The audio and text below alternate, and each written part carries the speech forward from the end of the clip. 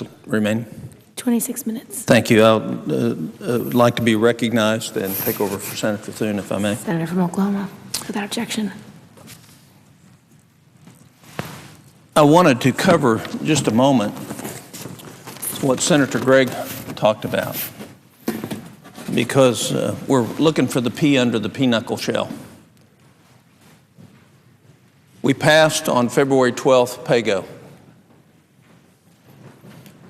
On February 24th, we borrowed $46 billion outside of PAYGO. We said it didn't apply. On March, we borrowed $99 billion, said it didn't apply. That's on March 3rd. On March 2nd, $10 billion, said it didn't apply. April, $18 billion. May. Well, Senator, yield for a question. I'd be happy to yield. How after passage of a legislation that was trumpeted everywhere that from now on we were going to pay for any additional spending and not increase the deficit, how did that happen? It happened because we waived the PAYGO rules and we were outvoted. And so the PAYGO rules are a farce. On May 27th, $59 billion, and with this new bill, another $50 billion. We'll add it up. Let's see, 46 and 18 is 64, 74, 173, 193, 262, and now 50 is $312 billion added to the deficit this year above the $1.5 trillion that we're already going to run. We get criticized all the time, and I specifically do, as the party of no. Well, here's what we've offered. Reduce the national debt. This body said no. Sell unused property. This body said no. Reduce the printing costs. $4 billion we can save printing this that nobody reads. It's all online. This body said no.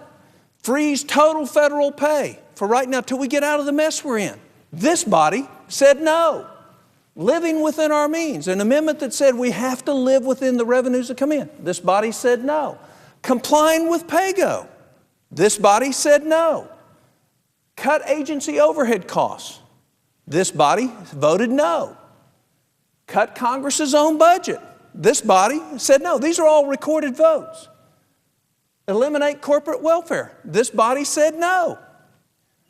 Stop the bridge to nowhere. That happened 4 or 5 years ago, but this body said no. Make federal employees pay taxes. They owe $3 billion in unpaid taxes. We have no enforcement to make them pay. We said no. Consolidate duplicative government programs. Programs that do exactly the same thing. Examples, 70 programs to feed the hungry. 105 programs for math, education, science, and technology incentives. 6 different agencies. This body said no.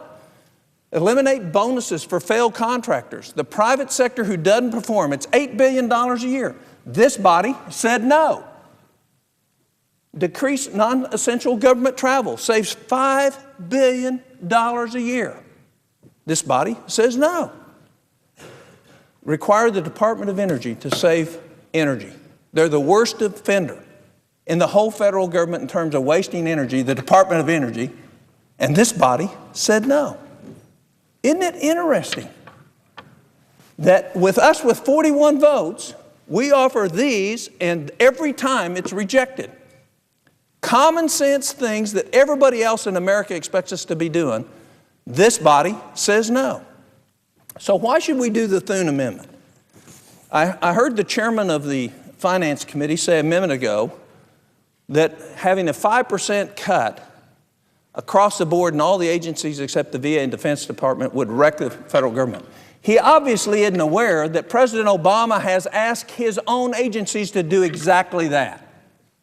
So all Senator Thune's doing in this amendment is what the president is asking the agencies to do. And you know what? This body's going to say no. We bring forward a bill that only spends $50 billion of our children's money instead of 78 or 88 that was defeated yesterday, like that's some big deal, and this body's going to pass it. They're not going to say no to growing the government, to spending money that we don't have, to giving advantage to those that are already well-heeled and well-connected, they're not going to do that. We have lost control of what is important in America. You know, if we were to pass the Thune Amendment today, you know what would happen? The international financial community would get the first signal from the American Congress that we're about starting to make some steps towards austerity. First signal. We don't have any out there now. Yesterday it was reported the M3 money supply in this country is at the lowest level to GDP since 1932. You know what that predicts? That predicts the economy is going to slow rather than increase. That predicts a double-dip recession. We've tried everything Japan tried for 10 years, and it didn't work. It's a lost decade in Japan. It's stimulus money and not failing to cut the spending of the government. And we're going to do that again. We're going to continue to increase the government. People say, well, why would you want to freeze total federal wages? Well, it's easy. The average federal employee in the United States today makes $78,000 a year, and they have benefits of $40,000 a year. The average private sector employee makes $42,000 a year and has $20,000 worth of benefits. Shouldn't we, when we're running a $1.6 trillion, it's not 1.4 because we've already added $200 billion and we're going to add another $50 billion with this. When we're running that kind of deficit, shouldn't we just say, okay, time out, no increases except for stellar performance in the federal government until we get our house in order? And this body's going to say no again. They're going to say no. So the question is what can we do to fix our economy? Borrowing money that we don't have to spend on things that we don't absolutely need is not the answer to solve the problems with our economy.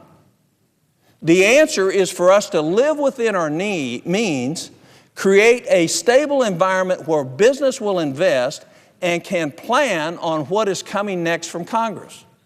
We've got them so skittish, they won't spend. That's the reason we're going to have a double-dip recession. That's the reason that the money supply has shrunk in spite of 0% interest rates at the Federal Reserve. Because people will not take a risk because we're not leading with something that gives them confidence about the future. We have to change that. I'll end with this. It's not just the party of no, it's the party of yes. Increase the national debt, yes. Violate PAYGO, yes. More corporate welfare, yes. Increase the debt limit, yes. Fund the bridge to nowhere and every other earmark like it, yes. Increase our own budget at a time when we should be being austere, yes. Tax breaks for special interest, yes. Borrow billions, no, not billions, trillions from our grandchildren, yes. Create duplicative government programs, yes. And then finally, create a lower standard of living for us, our children, and our grandchildren. That's not what we're about. Except that's what the Baucus bill does. It thinks in the short term and ignores the long term. It ignores the reality that this government has got to get smaller for us to not become Greece. And it plays the games that are typical of Washington that the American people are rejecting. One final word about doctors. Having been one and practiced for over 25 years, what is happening out there right now? What's happening out there right now is the same kind of confusion that's happening in the business community. Doctors are saying, I can no longer take a Medicare patient. You're going to give me an extension for 6 months, but there's no guarantee, 5 or 6 months, that I'm going to have the revenue I need to keep an office open to care for Medicare patients. So what is happening? Medicare patients all across this country are going and finding out that their doctor no longer takes Medicare. And we saw yesterday, or early this week, when HHS released the first of the thousands of regulations, that between 87 and 127 million Americans aren't going to get to keep the insurance that they have. They're not going to, under the grandfather clause. So what we are doing is we are sending every mixed signal possible to not create stable planning, positive input, and positive attitudes about what can happen positively in this country. We have to send a signal to the doctors. The Thune Amendment pays for a doctor fix until 2012. It gives them a chance to say, yeah, I'll stay in Medicare. I can afford to stay in Medicare. If we don't do that, we're going to have hundreds of thousands of Medicare patients who no longer have the doctor that they've had for years.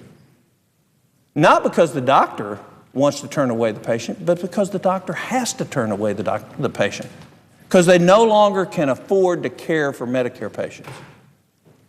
So we play this game. We bring to the floor a bill with $50 billion we're going to charge to our grandchildren, and we bought the votes off so we can now pass it, and we're still doing the same things.